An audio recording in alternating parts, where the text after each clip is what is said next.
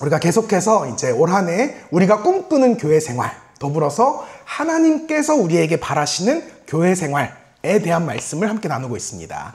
지난 시간에 여러분 기억하실지 모르겠지만 우리는 하나님의 말씀인 성경을 성실하게 읽고 배우고 또 그 말씀대로 믿고 살아가는 교회가 되자라고 함께 도전을 했습니다. 말씀의 인도하심을 받는 삶, 그것이 성도로서 가장 고결하게 살아가는 삶의 모습이고요. 나아가 교회로서 가장 선하고 아름다운 발걸음입니다. 그렇다면 여러분, 이토록 중요한 성경을요, 우리는 어떻게 읽어나가야 할까요? 지난 시간이 왜 성경을 읽어야 하는가에 대한 질문에 대한 답변이었다면 오늘은 어떻게 성경을 읽어야 하는가, 이것에 대한 답변을 함께 찾아가 보려고 합니다. 우리가 이 질문에 대한 해답을 찾기 위해서는 반드시 먼저 생각해 봐야 할 근본적인 질문이 하나 있습니다. 그것은 바로 기독교는 종교인가? 라고 하는 질문입니다. 제가 결론부터 미리 말씀을 드리자면 기독교는요, 절대 종교가 아닙니다. 기독교는 종교가 아니에요. 그렇다면 여러분, 왜 기독교는 종교가 아닌가? 여러분, 세상이 정의하는 이 종교의 근간은요, 다 이 법칙을 벗어나지 않아요. 인간 스스로의 힘과 노력, 곧 나의 깨달음으로, 해탈이라고 부르죠. 나의 깨달음으로 구원에 이른다. 여기에 종교의 근간이 있습니다. 그러나 여러분, 우리 기독교는 달라요. 그 출발점 자체가 다릅니다. 인간이라고 하는 존재는 본질적인 죄인이기 때문에 결코 자신의 의와 공로와 노력으로 구원에 이를 수 없다. 이게 바로 기독교 신앙의 출발점입니다. 이러한 이유로 구원에 대한 기독교의 입장은요, 타 종교와는 완전히 다릅니다. 기독교가 정의하는 구원은 무엇이냐?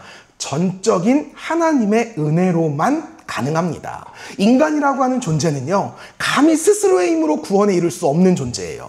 근데 그런 우리를 구원하시고자 위대하신 하나님께서 직접 이 땅에 내려오셨다는 거죠. 모든 종교가 인간이 깨달음을 얻어 하늘로 올라가야 된다고 주장하는데 우리 기독교는 그렇게 할 수 없기 때문에 하늘에서 땅으로 신이, 하나님이 내려왔다고 이야기하는 것입니다. 성경은 그분을 가리켜서 이 땅에 오신 하나님, 우리의 유일한 구원자 되시는 예수 그리스도라고 증언합니다.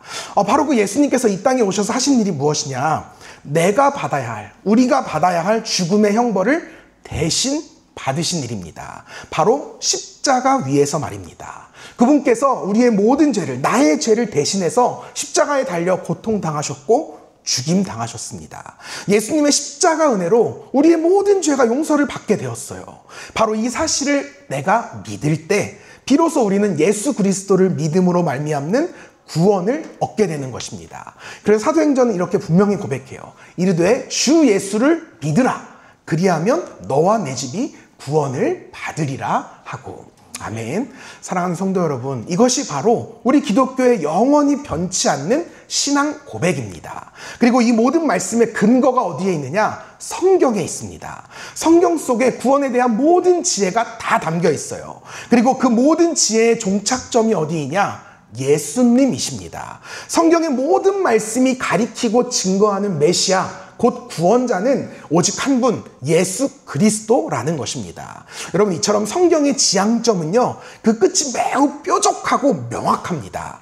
성경의 주인공은 철저하게 예수님 한 분뿐이에요. 우리가 위대하다고 고백하는 아브라함, 모세, 다윗, 성경의 조연일 뿐 주인공은 아닙니다. 그들은 모두 예수님을 예표하는 인물일 뿐이에요. 상징하는 인물들일 뿐이고요. 예수님을 수식하는 사람들일 뿐입니다. 성경에 등장하는 수많은 인물들, 그리고 이야기들은 결국 모두 다 예수님으로 귀결됩니다. 나를 구원코자 하시는 하나님의 사랑, 오직 예수님을 통해서 드러나고 있다는 것입니다. 만약 우리가 성경을 읽으면서 예수님을 발견하지 못하잖아요. 그건 우리가 성경을 완전히 잘못 이해하고 있는 겁니다. 성경은 철저하게 우리로 하여금 예수님 한 분을 소개하고 있고요. 예수님을 알게 하고 예수님을 만나게 하고 예수님을 믿게 만들어서 결국에는 예수님처럼 살게 만드는, 그렇게 우리를 구원에 이르게 만드는 책이기 때문에 그렇습니다. 그래서 바울 사도가 이렇게 증거하죠. 또 어려서부터 성경을 알았나니 성경은 능히 너로 하여금 그리스도 예수 안에 있는 믿음으로 말미암아 구원에 이르는 지혜가 있게 하느니라. 아멘. 여러분, 거듭 말씀드리지만 성경의 종착점은 예수님을 믿는 데 있습니다. 우리는 성경을 통해서 예수님을 알아가고 예수님을 만나고 예수님을 믿어야 합니다. 그래야 우리가 구원에 이릅니다. 만약 성경을 읽으면서도 예수님을 믿지 않는다, 이것은 그저 율법과 경전을 읽는 종교 행위로 끝날 뿐입니다. 종교는 우리에게 결코 구원을 가져다 주지 못해요. 우리를 구원하는 것은 종교가 아니라 오직 예수 그리스도에 대한 믿음뿐입니다. 이런 내용을 잘 담고 있는 대목이 바로 우리가 함께 읽은 본문 말씀이에요. 예수님 당시에요, 성경을 그 누구보다 잘 알고 있는 종교 지도자 그리고 성경 전문가들, 바리새인이라고 하는 사람들이 있었습니다. 이 사람들은요, 대단히 열심히 성경을 읽고요, 연구했어요. 그러나 정작 이 성경이 가리키는 바가 무엇인가, 이걸 깨닫지 못했던 사람들이었습니다. 그들은 성경을요, 그저 율법서, 지혜서, 거룩한 책, 이 정도로만 이해했습니다. 그렇기 때문에 그들은 성경을 통해서 율법을 찾아냈고요, 그 찾아낸 율법을 지켜 행하면 구원을 얻을 수 있다라고 믿고 살았습니다. 그 결과 그들은 그토록 성경을 많이 읽고 필사하고 외우고 연구하면서도 정작 구원에 이르지는 못했습니다. 그럼 그들을 향해서 예수님께서 이렇게 말씀하셨어요. 너희가 성경에서 영생을 얻는 줄 생각하고 성경을 연구하거니와 이 성경이 곧 내게 대하여 증언하는 것이니라. 아멘. 예수님께서요, 우리가 성경을 통해 깨달아야 할 진리를 다른 그 어떤 무언 것이 아니라 오직 예수님 그 자신에 대한 믿음뿐이다라고 강조하셨어요.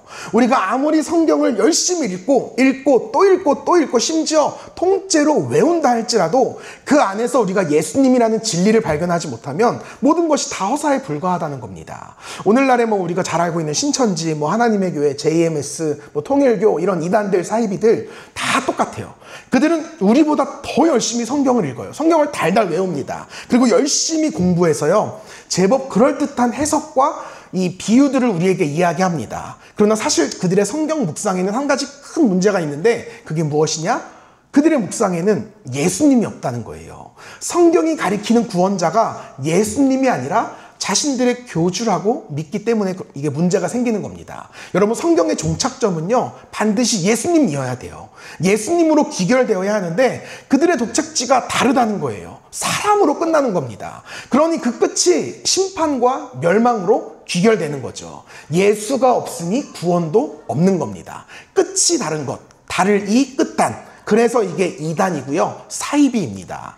여러분, 우리가 성경을 읽으면서 그 안에 담긴 예수님을 찾아야 돼요. 성경을 읽으면서 예수님을 믿는 믿음이 생겨나고 자라나야 됩니다. 사람이 아니라 예수님을 믿고 의지하는 신앙생활을 우리가 해야 된다는 거죠. 그것이 우리가 성경을 읽고 묵상하는 건강한 말씀 생활이고 신앙생활이라는 겁니다.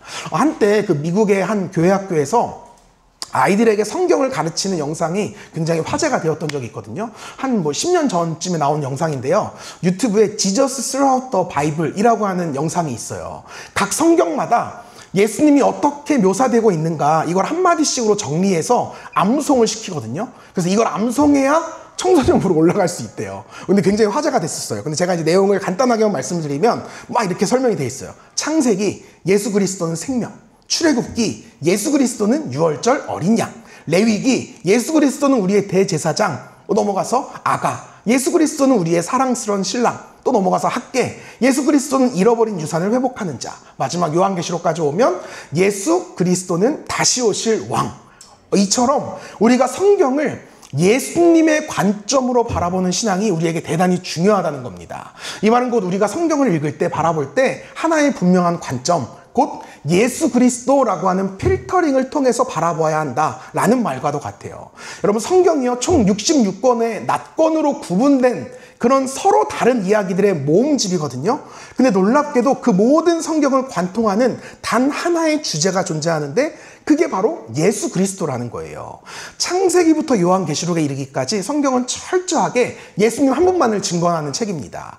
구약은요, 오실 예수님에 대한 예표이자 증거이고요, 신약은 오신 예수님에 대한 증거이자 다시 오실 예수님에 대한 약속입니다. 이처럼 오직 예수님만이 성경의 주인공이라는 거예요. 우리는 성경 전체를 철저하게 그리스도적인 관점으로 바라보고 또 이해해야 합니다. 그래야 우리가 성경을 정말 건강하게 해석할 수 있고 이해할 수 있다는 거예요.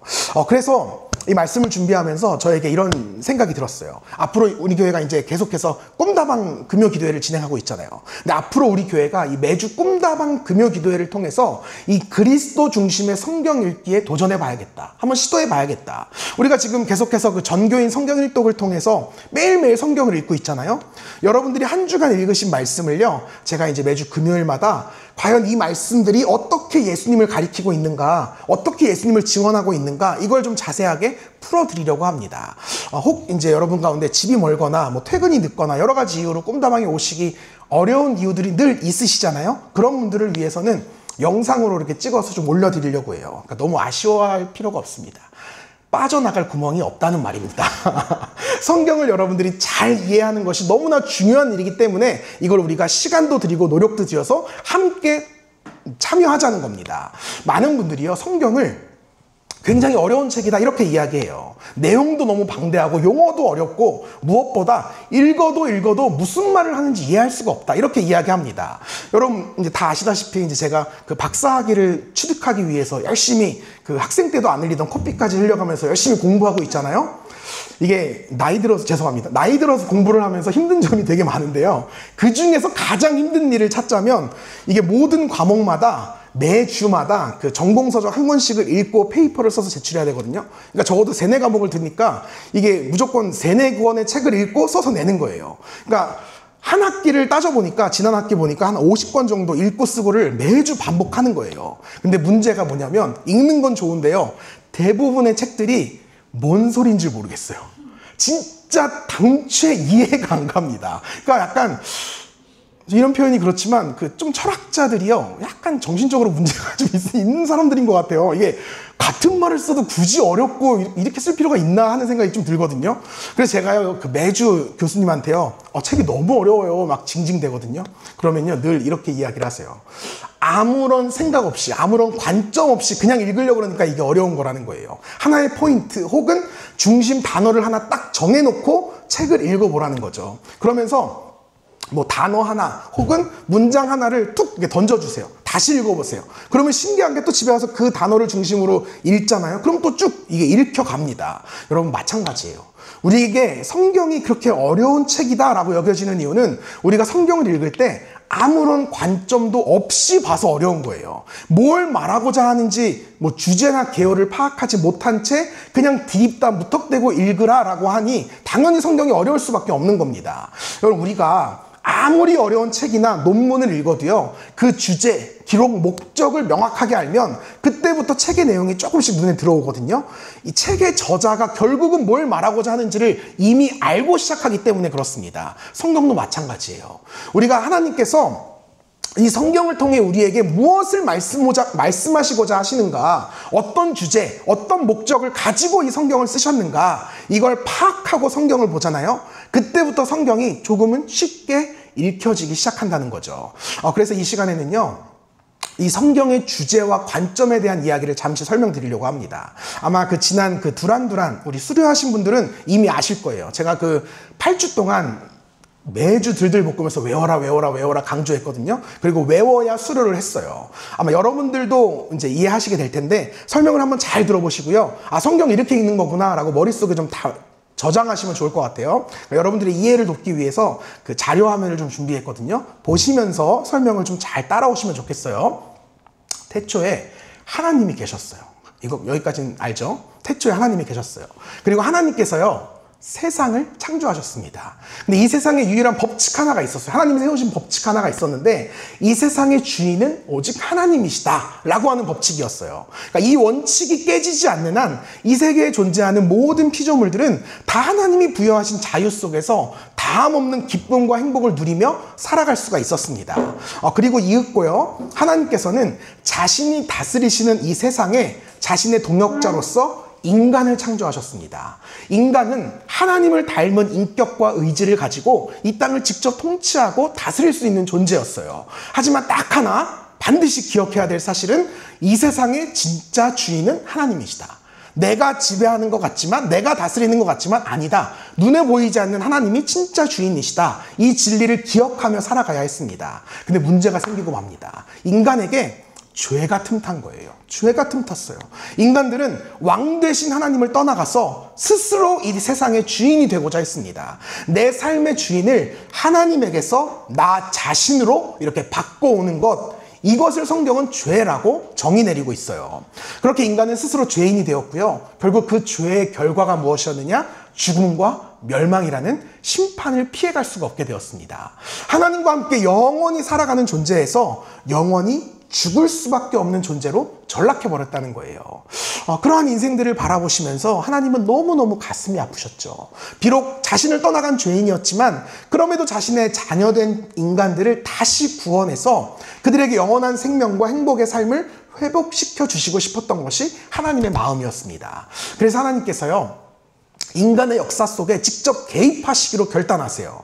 이 세계사 속에 모두가 자신이 왕이 돼서 이 나라를 다스리겠다라고 하는 이 세계의 역사 속에 하나님도 나의 나라를 세우겠다라고 결단하신 거예요. 그 나라가 바로 이스라엘이라고 한 나라입니다. 이스라엘은 세상의 다른 나라들과는, 다른 제국들과는 존재 목적이 달랐어요. 모두가 스스로 왕이 되고 싶어서 나라를 세웠지만 이스라엘만은 철저하게 하나님을 왕으로 고백하는 신앙 공동체였습니다. 하나님은 이스라엘을 축복의 통로로 세우셨고요. 하나님을 왕으로 모시는 나라가 얼마나 행복하고 굳건한 나라인지를 세상 가운데 보이고 싶으셨어요. 그래서 그 세상 제국들이 그런 이스라엘을 바라보면서 하나님을 믿고 사니까 저렇게 행복하게 살 수 있네? 우리도 하나님께 돌아가자. 이런 스토리를 만들고 싶으셔서 이스라엘을 세우셨다는 거죠. 이스라엘은 바로 이러한 사명에 따라서 이 땅의 진정한 왕이 하나님이시다라는 사실을 계속해서 세상에 전달해야 했습니다. 반대로 세상 제국들은 아니야, 이스라엘 너네 잘 알아야 돼. 하나님이 다스리시는 나라보다 내가 직접 내 마음대로 살아가는 세상이 더 행복한 세상이야. 이거를 계속해서 주장했습니다. 이걸 우리가 세속화라고 부르죠. 그래서 이 하나님의 나라와 세상 나라 사이에는 늘 끊임없는 긴장감과 전쟁이 존재할 수밖에 없었어요. 이것을 우리가 신학적인 표현으로 세상과 하나님 나라 간의 영적 전쟁이다 라고 부릅니다. 하지만 애석하게도 이 대결의 승자는 결국 세상 제국이 되었습니다. 하나님 나라를 전해야 할 이스라엘이 도리어 세상 제국에게 전도당한 거예요. 그래서 세속화가 되고 맙니다. 우상을 숭배하고 하나님을 떠나가는 일이 발생하게 돼요. 그렇게 자신의 존재 목적을 잃어버린 이스라엘을요, 하나님께서는 흩어버리시기로 또 한 번 결단하세요. 그렇게 이 땅 가운데 하나님의 나라는 사라져버리는 것인가? 하나님의 통치는 사라져버리는 것인가? 인간들은 더 이상 그 어떤 구원의 소망도 꿈꾸지 못한 채 최후 심판과 죽음을 맞이하는 인생으로 결말을 맺는 것인가? 이렇게 구약이 끝납니다. 그런데요, 그러한 우리를 향하신 하나님의 구원의 역사가요, 그렇게 멈추지 않았어요. 이스라엘의 실패는 이스라엘의 실패일 뿐이었고요, 사람의 실패일 뿐이었고요, 하나님의 실패는 아니었다는 거예요. 이 사건을 통해서 도리어 사람들이 무엇을 깨닫게 되었느냐? 내가 같은 사람을 통해서는 절대 이 땅을 변화시킬 수 없는 거구나. 아무리 의롭고 대단한 사람이라 할지라도 사람은 결코 누군가를 감화할 수가 없는 존재이구나. 내 율법을 지키려는 의지와 노력만으로는 그 누구도 구원에 이를 수 없는 것이구나. 이 사실이 우리에게 밝혀졌어요. 그리고 바야흐로 하나님께서는 인류를 죄로부터 구원하실 새로운 방법, 그리고 새로운 지혜를 다시 이 땅에 베풀기 시작하십니다. 그것이 무엇이냐? 하나님께서 직접 이 땅에 내려오신 거예요. 인간이 인간을 구원할 수 없기 때문에, 인간이 스스로를 구원할 수 없기 때문에 하나님이 친히 우리에게 찾아오신 겁니다. 그분이 바로 이 땅에 오신 예수 그리스도, 곧 이 땅에 오신 하나님이셨다는 거예요. 그래서 성경은 이렇게 증거하죠. 아들을 낳으리니 이름을 예수라 하라. 이는 그가 자기 백성을 그들의 죄에서 구원할 자이심이라 하니라. 아멘. 그렇게 예수님께서 이 땅에 오셔서요, 단 하나의 진리를 죽을 때까지 평생 전하셨어요. 그것이 무엇이냐? 바로 하나님의 나라였습니다. 회개하라, 천국이 가까이 왔느니라. 회개하라, 천국이 가까이 왔느니라. 숱한 기적과 설교를 통해서 예수님께서는 하나님의 나라가 어떤 것인지를 분명하게 말씀하셨고요, 우리 모두가 다시금 회개해서 하나님 나라의 백성, 곧 존귀한 하나님의 자녀로 거듭나야 할 것을 계속해서 선포하셨어요. 그리고 그러한 온전한 회개는 우리의 힘이 아니라 오직 하나님의 은혜로만 가능하다, 이렇게 말씀하셨습니다. 그 이후에 예수님께서는 우리의 모든 죄를 대신해서 십자가에 달리셨어요. 죄인인 우리가 우리의 죄의 문제를 해결하지 않고는 결코 하나님께로 다시 나아갈 수 없기 때문에 예수님께서 우리를 대신해서 그 죽음의 형벌을 받으신 거예요. 예수님의 십자가 죽음으로 인해서 우리와 하나님 사이를 가로막고 있던 죄의 담이 무너졌습니다. 예수님께서 나의 죄를 대신해서 죽음이라고 하는 그 무거운 죄값을 십자가에서 대신 치러주셨다는 거예요. 예수님의 희생과 사랑으로 인해서 하나님을 떠나갔던 우리의 모든 죄가 용서받게 되었고 비로소 다시금 영원한 생명인 구원에 이룰 수 있게 되었다는 것입니다. 그렇게 여러분 우리에게요 구원이 임했습니다. 오직 예수님의 십자가 은혜와 사랑 때문이에요. 그리고 이 땅에는 바로 그 예수 그리스도를 나의 구주로 고백하는 새로운 공동체, 전혀 새로운 공동체가 탄생하게 됩니다. 하나님의 백성이 되어서 이 땅을 살아가는 새 이스라엘, 새로운 이스라엘, 성경은 이들을 가리켜서 교회라고 정의 내리고 있어요. 그렇게 예수님 시대 이후로 우리는 계속해서 새로운 이스라엘인 교회 공동체로서 이 땅을 살아가게 되었습니다.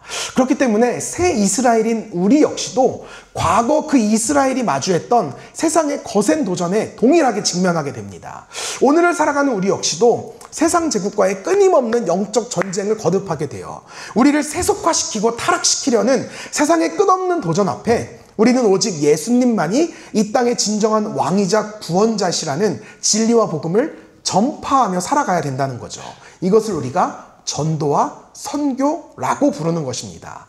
성경은 이러한 영적 전쟁이 언제까지 계속되느냐, 예수님께서 이 땅에 다시 오실 그날까지 계속될 것이다 라고 증거해요. 그렇기 때문에 우리는 예수님의 다시 오심을 기다리면서 믿음으로 굳게 서서 최후 승리를 거두어야 하는 것입니다.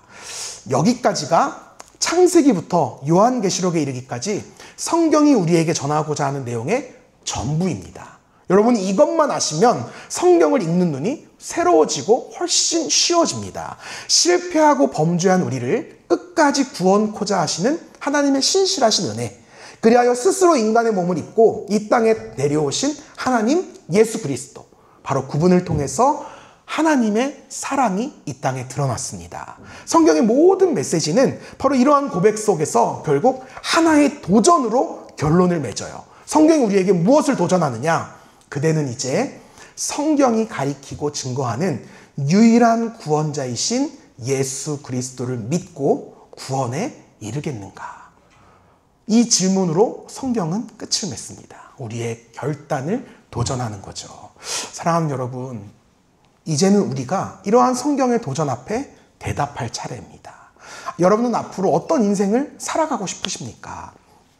과거 이스라엘처럼 세상과의 그 영적 전쟁에서 패배해서 하나님이 아닌 세상을 택하는 세속적인 삶을 살아가시겠습니까? 아니면 세상 가운데 무너진 하나님의 나라를 다시금 세워가는 선교적인 인생을 살아보시겠습니까? 주님 보시기에 이 죄악된 행실을 계속해서 반복하며 살아가다가 결국 최후 심판과 멸망에 이르는 안타까운 인생으로 마무리하시겠습니까? 아니면 주님께서 다시 오시는 그날 그 다할 수 없는 하늘의 영원한 상급, 그 생명의 면류관, 의의 면류관을 받아 누리는 영광스러운 인생을 선택하시겠습니까? 이제는 저와 여러분 각자의 믿음의 결단만이 남아있다는 거죠. 이에 대한 여러분의 선택은 이 땅에 오신 예수 그리스도를 내가 어떻게 받아들이느냐, 이것으로 결정이 됩니다. 여러분 이 시간에 마음속으로 결단하시면 좋겠어요. 오직 예수님만이 나의 왕이자 구세주이시다. 이 사실을 인정하시기 바랍니다. 한번 우리 같이 고백해보면 좋겠어요. 예수님만이 나의 구세주이십니다. 예수님만이 나의 구세주이십니다. 네, 한 번만 더. 예수님만이 나의 구세주이십니다. 예수님만이 나의 구세주이십니다. 바라기는 예수님께서 여러분의 구주 되심을 믿음으로 고백하시길 주님의 이름으로 축복합니다. 이제 말씀을 좀 맺으려고 하는데요. 제가 한 가지 좀 간증을 들려드리면서 오늘 말씀을 정리하려고 합니다. 제가 이제 일전에 굉장히 유익하게 읽었던 책 중에 왜 예수인가? 라고 하는 책이 있는데요. 이 말씀을 준비하면서 그 이야기가 생각이 났어요.